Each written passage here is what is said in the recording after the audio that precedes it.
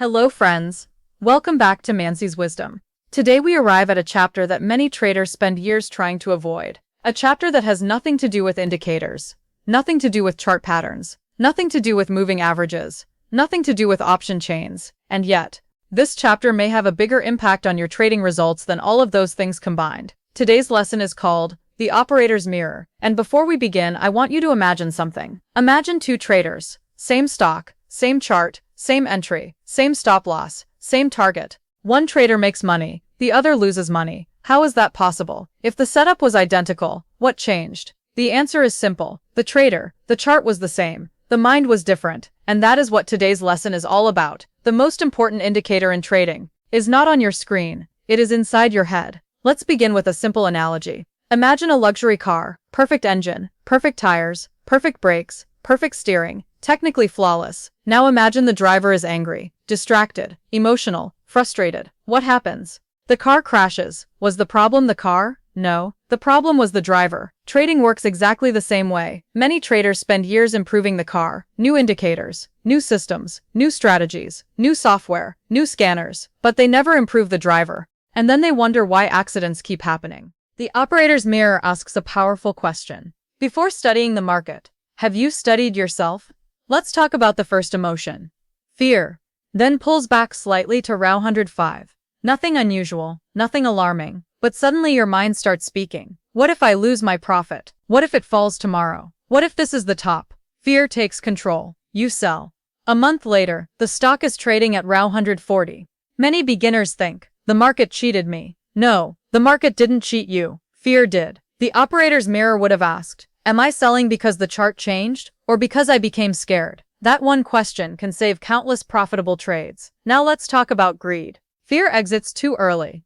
Greed exits too late. Imagine you create a perfect trading plan. Buy at RAI 100.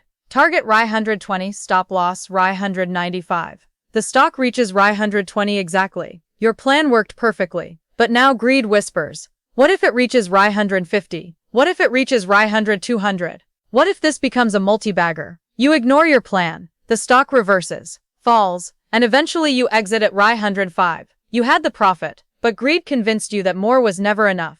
The market wasn't the problem. Greed was. Now let's discuss one of the most dangerous traps in trading. Revenge trading. Suppose you lose RAF 2000 in the morning. You feel frustrated, embarrassed, angry. Instead of accepting the loss, your ego says, get it back. Immediately. Today. Right now. So you take another trade. Loss becomes RAF 4000. Now emotions increase. You increase position size. Loss becomes RAF 8000. Now panic begins. At this point you are no longer trading the market. You are fighting your emotions. And emotions always fight dirty. The market doesn't even know you exist. Yet many traders behave as though the market personally attacked them. The market is not your enemy. Your emotions are. Now let's talk about a silent killer. Boredom. Most beginners underestimate boredom. A quiet market day arrives. No setups. No opportunities. Nothing to do. Professionals remain patient. Beginners become uncomfortable because doing nothing feels unproductive. So they create action. Random trade. Random entry. Random loss. Notice something important. The trade wasn't caused by opportunity. It was caused by boredom. Professionals understand something powerful. Sometimes the best trade is no trade. Now let's discuss ego, perhaps the most dangerous emotion of all. Imagine buying a stock at RAF 500. The stock falls to RAF 400, then RAF 450, then RAF 430. The market is sending a clear message, but ego refuses to listen. You say, I know I'm right. The market is wrong. It will come back. Immediately. Eventually the stock reaches RAF 350, and suddenly a manageable loss becomes a painful disaster. Professionals don't marry opinions. Professionals marry facts. When facts change, they change. Ego says, I must be right. Wisdom says, I must survive. There is a huge difference. Let's use cricket. Imagine a batsman. First ball, he gets beaten badly. The bowler embarrasses him. Now the batsman becomes angry. Next ball he swings.